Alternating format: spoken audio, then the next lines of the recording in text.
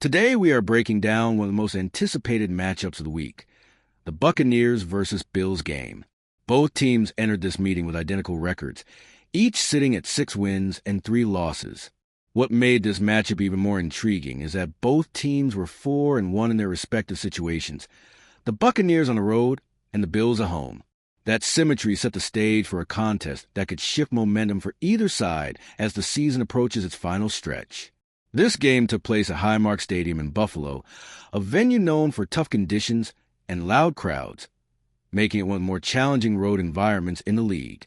For the Buccaneers, winning here would send a strong message about their resilience and playoff potential. For the Bills, protecting home field was essential to solidifying their status as contenders in a competitive AFC. Going into the matchup, individual performances from both quarterbacks were already storylines on their own. Baker Mayfield had surpassed 2,000 passing yards with 16 touchdowns and only 2 interceptions. On the other side, Josh Allen had slightly fewer yards but remained a dual-threat force with 15 passing touchdowns, 5 interceptions, and his always dangerous rushing ability.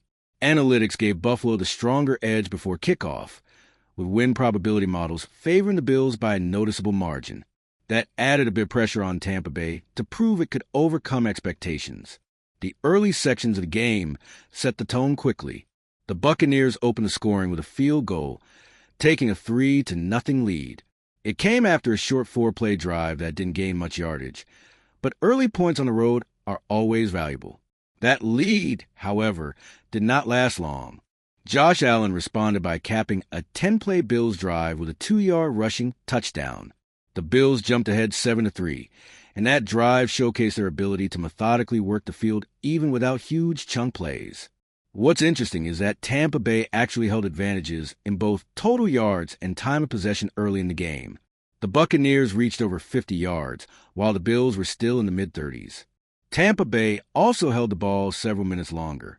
Typically, controlling possession on the road is a sign of a team executing its game plan. But the key difference is that the Bills turned their limited early time with the ball into a touchdown. That contrast, efficiency versus control, became one of the early storylines of the Buccaneers versus Bills matchup.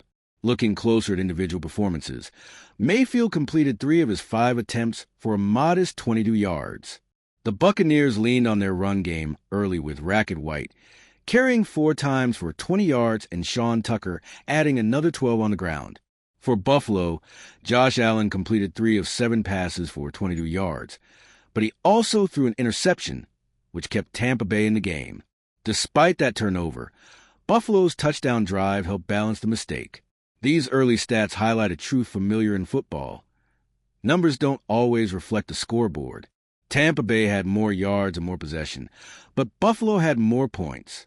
That gap points to situational execution, especially on 3rd down and in the red zone.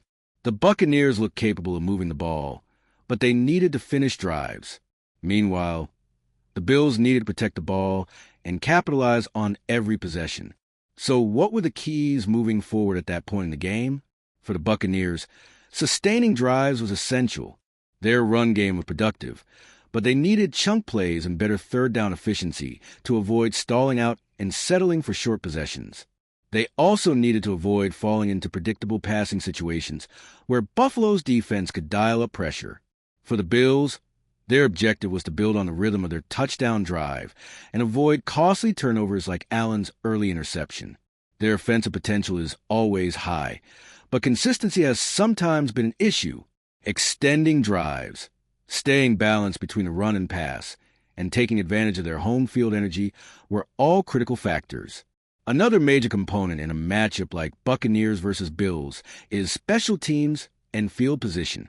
Both teams have the ability to flip the field with strong kicking units. For Tampa Bay, pinning the Bills deep could create opportunities for defensive stops. For Buffalo, forcing Tampa Bay to start long drives could limit the Buccaneers' scoring chances and put more pressure on Mayfield. Beyond the game itself, the implications of this matchup are significant. A Buccaneers win on the road against a strong AFC opponent would boost confidence and strengthen their postseason outlook. A Bills win would reinforce their position as one of the AFC's most dangerous teams and keep them on track for a playoff pushed with momentum on their side.